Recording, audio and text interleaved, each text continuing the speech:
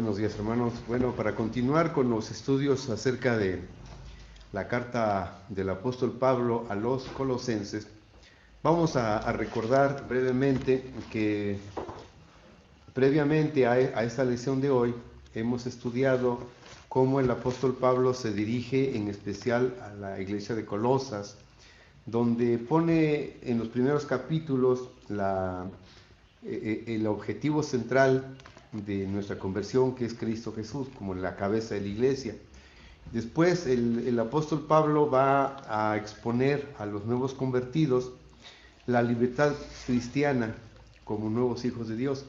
Pero ahora en este capítulo 3 va a tomar un sesgo diferente, porque el apóstol Pablo va a hacer la diferencia de que los hermanos no se confundan, de que el hecho de que vivamos libres en Cristo no nos autoriza para vivir en libertinaje, el libertinaje cristiano.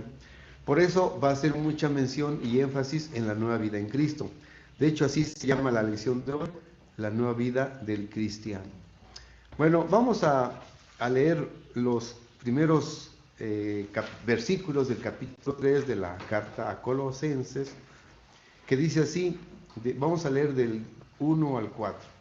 Si habéis pues resucitado con Cristo, buscad las cosas de arriba, donde está Cristo sentado a la diestra de Dios. Poned la mira en las cosas de arriba, no en las de la tierra, porque muertos sois y vuestra vida está escondida con Cristo en Dios. Cuando Cristo, vuestra vida, se manifestare, entonces vosotros también seréis manifestados con Él en gloria. El primer punto que toca el apóstol Pablo es una cosa interesante que vamos a ver aparecido en el Nuevo Testamento, la idea de la muerte. Dice Pablo, tanto en Corintios, que leímos previamente, como en Colosenses, una declaración muy interesante que dice que los que han creído en Cristo están muertos. Y no debemos confundirnos, porque a veces en la Biblia también encontramos que los que están en pecado están muertos. Nada más que aquí la muerte de los cristianos es diferente a la muerte de los pecadores. Porque la muerte de los pecadores significa que están muertos espiritualmente, que están muertos a Dios, que ellos no pueden vivir una plena vida en Dios porque no están incapacitados. Sin embargo, la muerte de los cristianos se refiere a otra cosa. La muerte de los cristianos, como lo leímos, dice, si habéis pues resucitado con Cristo, buscad las cosas de arriba, donde está Cristo sentado a la diestra de Dios. Y en el versículo 3 dice, porque muertos sois. Ahora, esta parte de la muerte no se refiere a la misma muerte de los impíos, sino que la muerte significa a la muerte de las cosas temporales. En los cristianos, el hecho de que estemos muertos significa que ya hemos renunciado a las cosas temporales. Porque hay dos objetivos que están peleando siempre en nuestra vida. Uno, las cosas que vemos, las que son, como dice la Biblia, temporales, y las cosas que no vemos, que dice la Biblia, son eternas. Y esta lucha siempre está en los cristianos.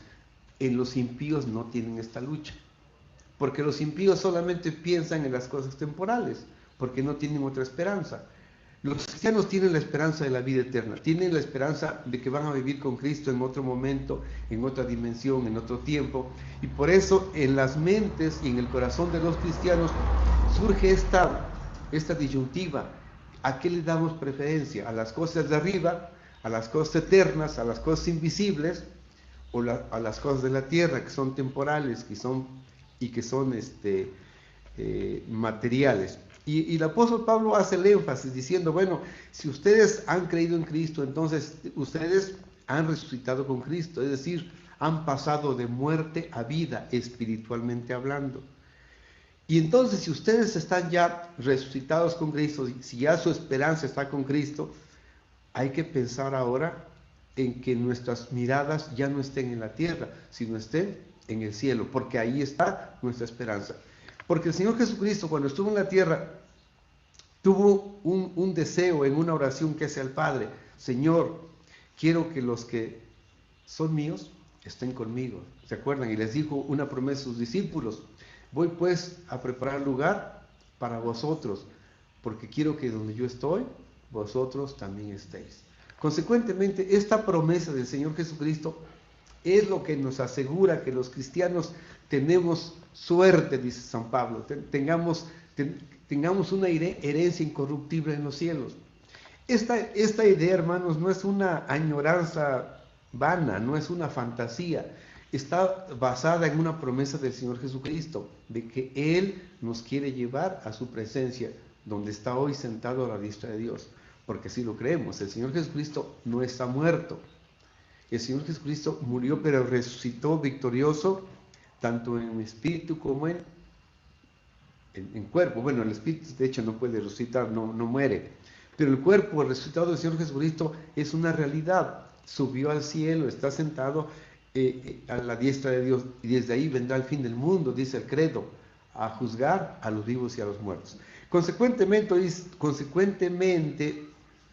dice San Pablo, por esta razón, los cristianos debemos pensar que nuestra vida es otra, que cuando creímos en Cristo, venimos a la herencia incorruptible de la gloria.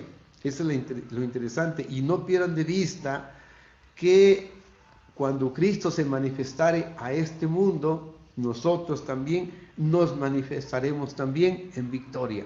Porque, según lo que hemos visto y según lo que dice la Biblia, los cristianos, los que han creído en Cristo, los que han confiado en Cristo, van a resucitar victoriosos en cuerpo cuando el Señor Jesucristo venga por su iglesia.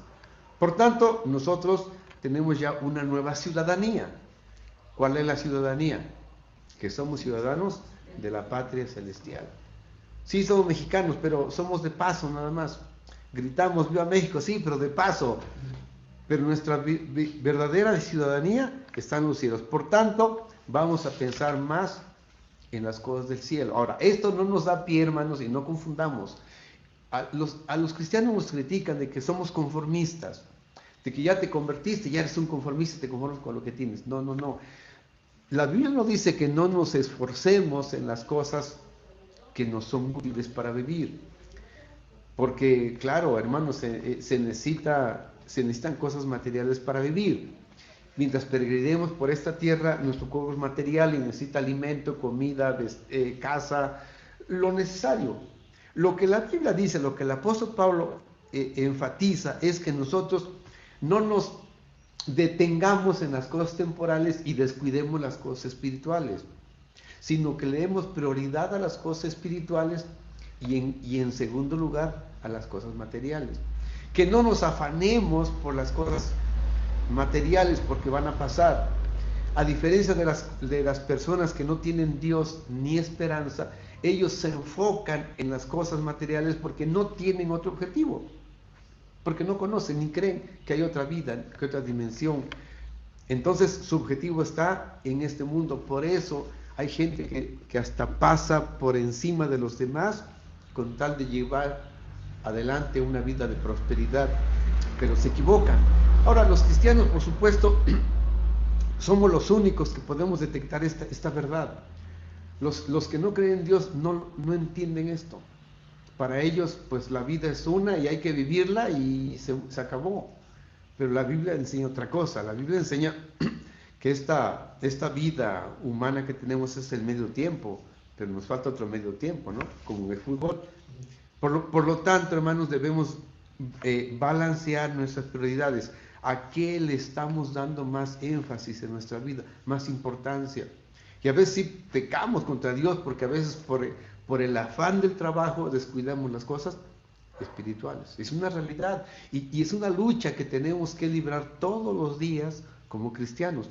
¿A qué le estamos dando más importancia y más tiempo? Así que esta es la primera parte del capítulo 3 de los Colosenses. Entonces, esta forma de pensar es una evidencia de la conversión de Cristo. Solamente el cristiano, solamente la mujer o el hombre cristianos son capaces de percibir la vida en Cristo, que dice San Pablo está escondida. ¿Por qué está escondida, hermanos? Porque no se puede ver. Precisamente ahorita dice San Pablo también en otra carta, porque no andamos por vista, sino andamos por fe. Y como no andamos por vista, Entonces, solamente por fe creemos estas cosas. Por eso nuestra vida está escondida en Cristo, dice el versículo 3. Bueno, vamos a ver la siguiente parte. La siguiente parte, de los versículos 5 al 7, hablan también de la necesidad de que el cristiano lleve una vida limpia. Dice el versículo 5 y 6 y 7 de Colosenses 3. Amortiguad pues vuestros miembros que están sobre la tierra: fornicación, inmundicia, molicie, mala concupiscencia y avaricia, que es idolatría, por las cuales cosas la ira de Dios viene sobre los hijos de rebelión, en los cuales vosotros también anduvisteis en otro tiempo, viviendo en ellas. Bueno, la vida nueva en Cristo requiere o demanda de una vida limpia. Cuando San Pablo habla a los colosenses, recordemos, hermanos, que la moral humana no es como hoy la conocemos hoy día. Porque hoy día, aunque las personas no conozcan al Señor Jesucristo, de hecho nacen o estamos naciendo, la sociedad vive en una moral cristiana, aunque no se lleve a cabo. Pero vaya, todos conocemos la moral cristiana. Todos los que nacen en México, aunque no crean en Cristo, conocen la moral cristiana. Es decir, saben que matar es malo, saben que robar es malo, saben que adulterar es malo. O sea, todo mundo se sabe. Pero en la época cuando San Pablo escribe a los colosenses no es así. La moral que se vive en aquellos días es completamente diferente. Por ejemplo, recuerden que los colosenses están viviendo en el Asia Menor, están en esos años, San Pablo les describe en el año 62, Colosas está bajo el Imperio Romano. Y miren, la moral romana era otra cosa muy diferente a lo que conocemos hoy día. Por ejemplo, la molicie para ellos era algo de alcurnia. ¿Qué es la molicie? La molicie es la forma de vida de opulencia sin trabajar. Eso era una costumbre y era una cosa de alcurnia. Si tú vivías en opulencia y no trabajabas, eres una persona importante. De hecho, así vivían los césares.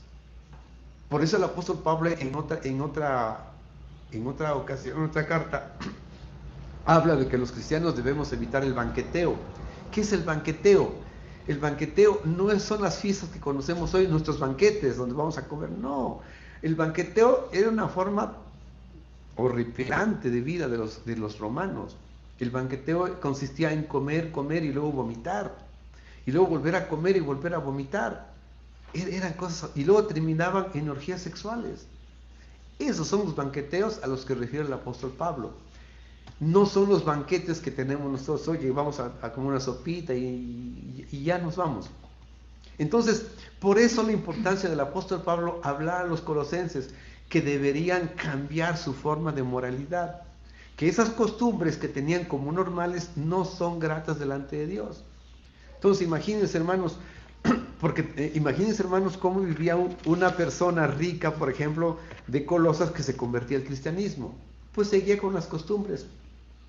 Seguía.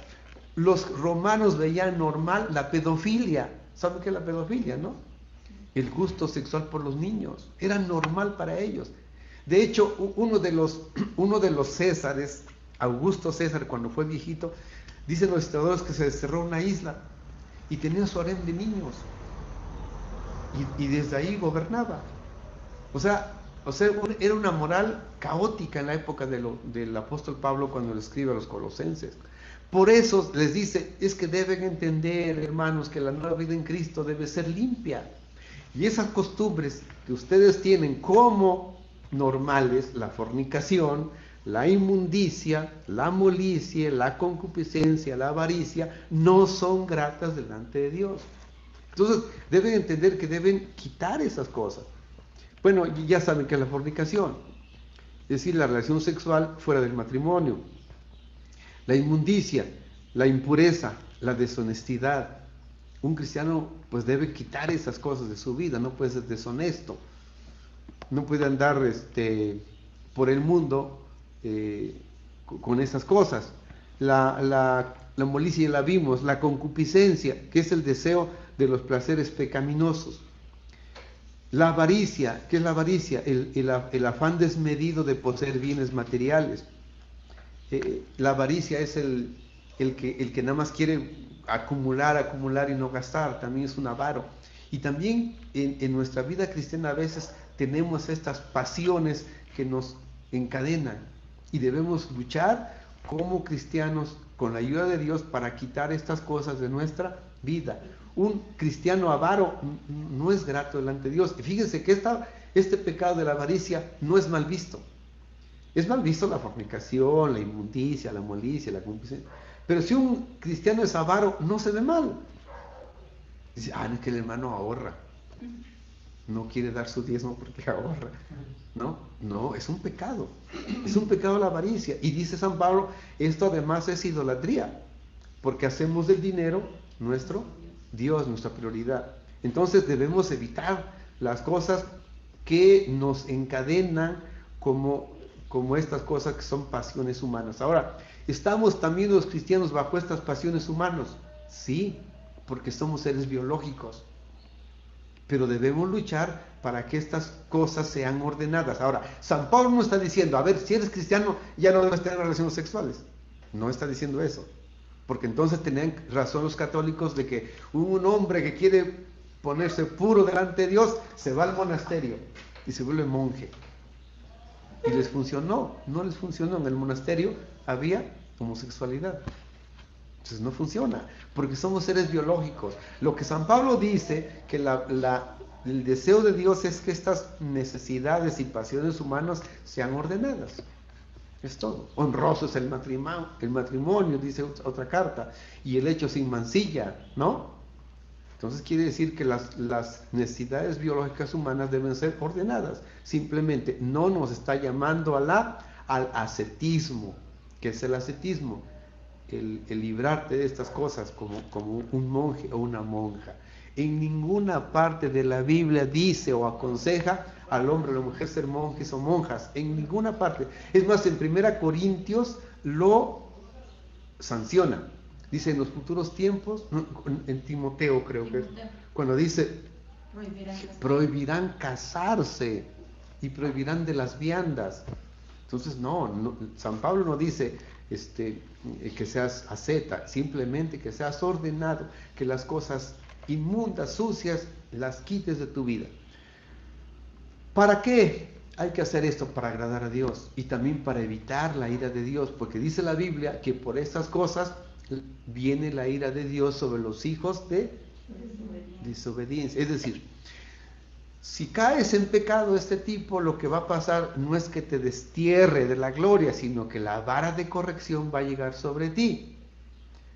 Dice Hebreos, ¿no? Dios al que ama castiga y azota al que toma por hijo. Entonces, cuando una persona cristiana cae en estos problemas de pecado, lo que va a pasar es que se va a ser acreedor de una vara de corrección. Dios lo va a reprender para corregirlo. A ver, aquí también quiero hacer la aclaración porque mucha gente que no es cristiana cree que los cristianos ¿cómo explicarlo? Nos prohíben, que la iglesia nos prohíbe de los deseos, de los deseos gratos de la vida. Y no es así. A ver, Dios, vamos a pensarlo así, no funciona como cuando le decimos al niño, no te goces con un helado, porque es pecado, y le pegamos. No, Dios funciona más bien de esta manera, como cuando uno es padre y ve que a su hijo va a meter sus manitas en el contacto de luz eléctrica. Y entonces Dios le dice, no vayas, bueno, el padre, en este caso, haciendo la función de Dios, le dice a su hijo, ten cuidado, no vayas a meter tus manitas en el contacto porque te va a ir mal. Entonces, en ese sentido Dios nos dice eso, nos previene porque las cosas de pecado nos van a dañar. No es que Dios quiera privarnos de las cosas gratas de la vida, sino privarnos de las cosas que nos van a hacer daño. Y cuando el niño nos desobedece y cuando mete sus manitas en el contacto, entonces va a sentir el castigo de su error, que es una descarga eléctrica. Y el padre, ¿qué le dice? te lo dije. ¿Sí me explico? En ese sentido Dios es como funciona con sus hijos. Nos previene para que no nos vaya mal. Porque la ley espiritual es que si uno peca, ¿qué va a pasar? Va a llegar la consecuencia. ¿O qué? Si usted mete, o si el niño mete sus manitas en el contacto, ¿no le va a pasar nada? Evidentemente va a ser una descarga eléctrica. Lo va a dañar, va a pegar un grito. Si no nos obedece y brinca y inadecuadamente se cae, se va a dañar, se va a lastimar. Eso no es una ley. Si uno se tira de 3 metros al suelo, se va a lastimar, es una ley. La gravedad no puede distinguir si es cristiano o no es cristiano. Bueno, en el área espiritual funciona de la misma manera. Si el cristiano o si el ser humano peca contra Dios, va a caer la consecuencia. Y por eso Dios dice, no lo hagas, como prevención. Por eso debemos luchar todos los días con estas cosas de nuestra existencia para evitar que las cosas nos salgan complicadas y nos dañen. Debemos entender que nuestra vida debe ser diferente que en otro tiempo, cuando no éramos cristianos. Bueno, algunos no tienen esta experiencia porque muchos nacieron en hogares cristianos que desde niños son instruidos en la vida cristiana y no tienen este problema de la vida anterior. Pero imagínense una persona que ha vivido en el mundo y que viene a Cristo Jesús. Pensemos en una persona que era drogadicta, que era pandillera, que era terrible, y de pronto se convierte al Señor Jesucristo. Bueno, entonces dice San Pablo, dice, acuérdate que en esos pecados tú te debatías en épocas pasadas, ahora no, ahora entiende que tu vida en Cristo debe ser diferente, con novedad de vida.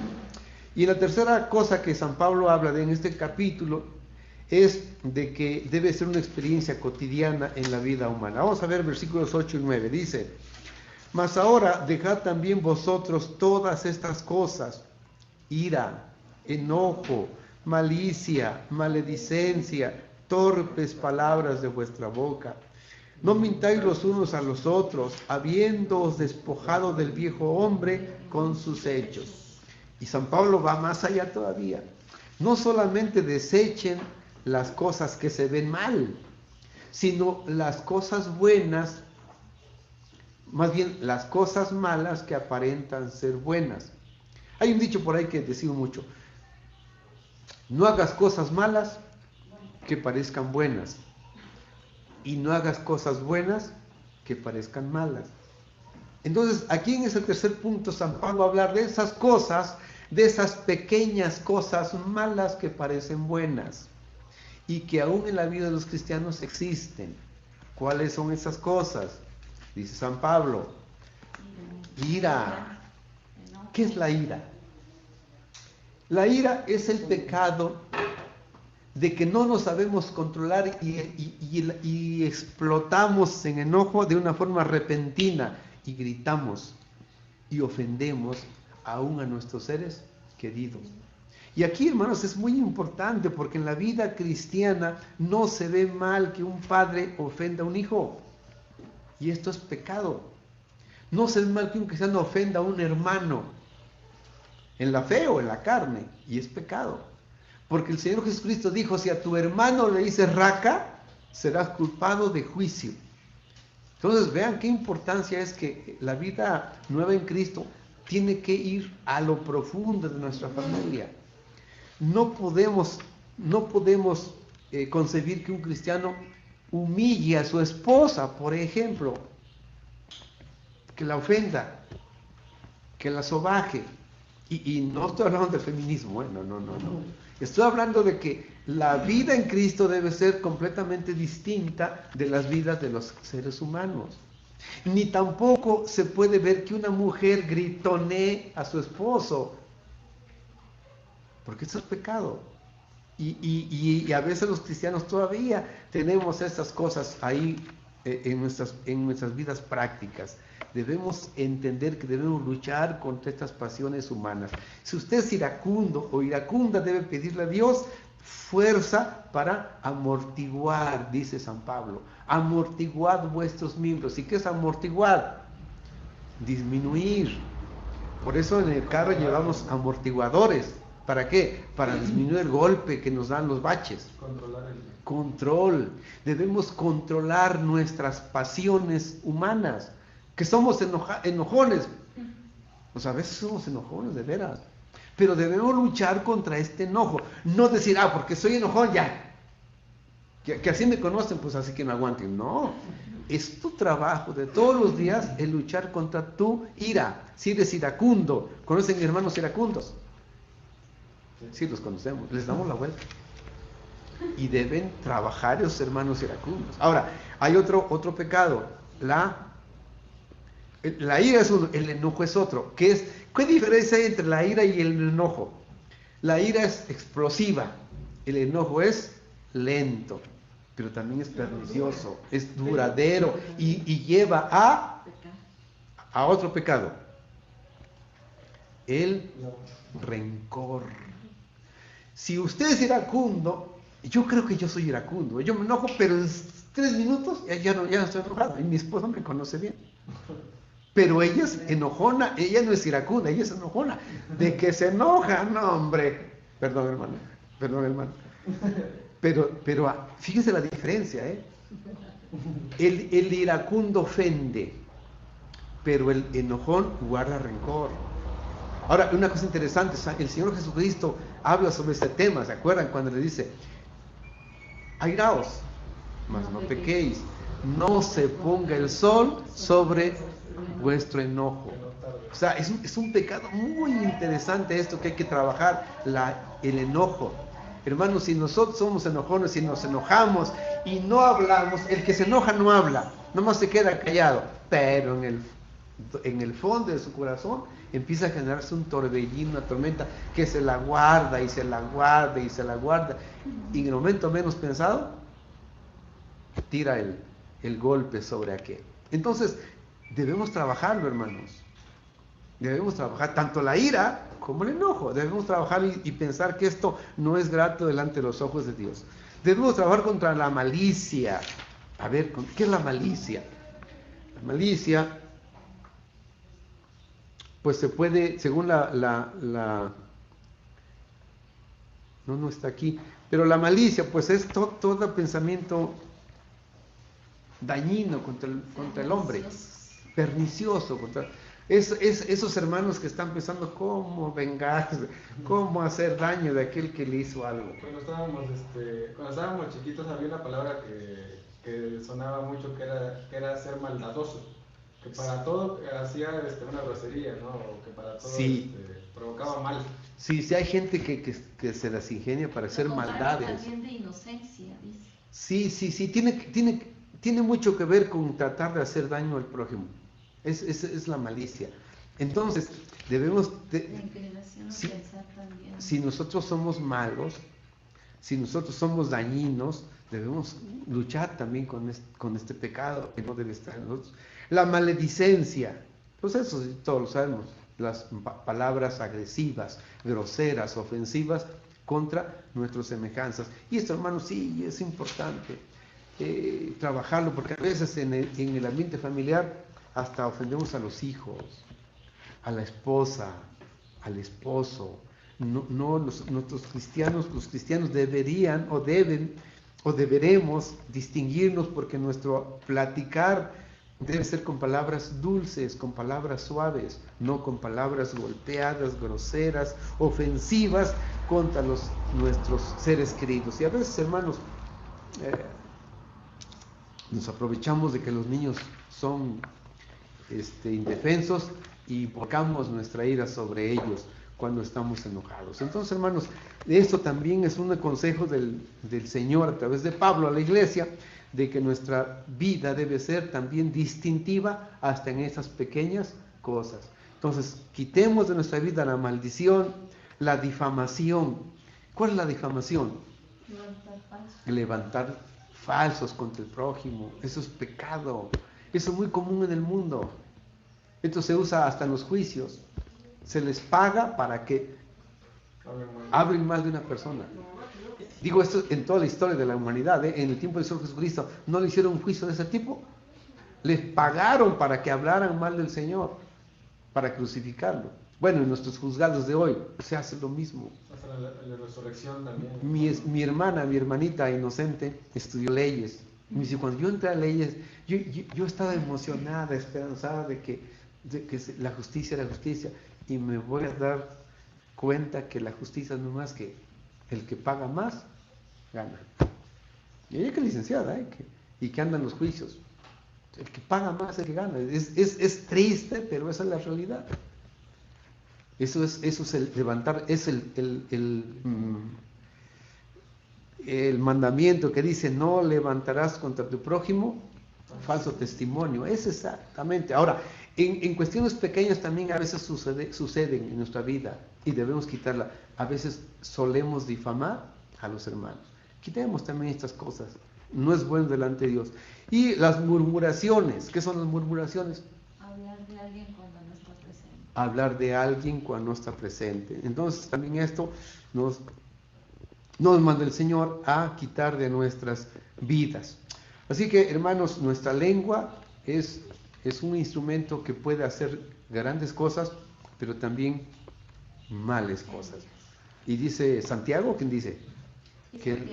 Que nuestra lengua es un instrumento tan pequeñito, pero puede levantar grandes tormentas, ¿no? Por eso debemos usar correctamente nuestra lengua. Eso es difícil, hermanos, de veras. Yo digo que es fácil no robar, pero qué difícil es hablar bien de las personas. Bueno, entonces, pues aquí acabamos con lo último que dice, que debemos evitar hasta las mentiras. Es el último versículo que le dice: no mintáis los unos a los otros, habiéndoos despojados del viejo hombre con sus hechos. Y la mentira a veces también es un acto cotidiano de los cristianos. Debemos decir la verdad. Ahora, ¿por qué mentimos? Bueno, podemos hacer todo un estudio de la mentira. Pero la mentira generalmente desde niños la usamos como defensa propia. Como defensa propia. A veces tenemos que mentir para salvarnos. Por ejemplo, si vienen a tu casa un comando armado y te vienen a buscar para matarte, va a ser necesario mentir que no estás. Entonces fíjense que es un artículo de defensa, ¿no? Es un artilugio que la mente humana ha desarrollado para defenderse, para sobrevivencia. De hecho, el arte de la guerra no es más que una sarta de mentiras. Por ejemplo, ¿ustedes sabían que un día Villa venció a sus contrincantes poniéndoles a los caballos unos estrapos? A todos los caballos los amarró con trapitos y entraron en silencio los caballos y vencieron. Eso fue una mentira también. El caballo de Troya, ¿se acuerdan la legendaria historia del caballo de Troya? Cuando en un regalo que le dan a un rey de un caballo de madera gigante, adentro iban soldados, y cuando entraron a la ciudad, en la noche abrieron el caballo, salieron y conquistaron. Es otra mentira. Es decir, el arte de la guerra es una serie de mentiras. Es interesante ver la mentira. Pero bueno, en la mentira cotidiana, esas cosas que dañan a nuestras relaciones, debemos evitarlas. Es lo que dice San Pablo. Y no mintáis unos a otros, y sobre todo si es tu hermano, en la fe. No mintáis los unos a los otros, habiéndoos despojado del viejo hombre con sus hechos. Hermano, pues estas son las características de la nueva vida del cristiano. Una vida así va a dar testimonio de que tienen una nueva relación con Cristo y que son diferentes de la sociedad que nos circunda. Entonces, hermanos, oremos, luchemos, porque, hermanos, esto es una lucha diaria, esto no es automático. Tenemos que trabajar sobre ello, sobre todas estas cosas que están escritas en esta carta, debemos trabajar día tras día. Pues que Dios nos bendiga, hermanos. Amén.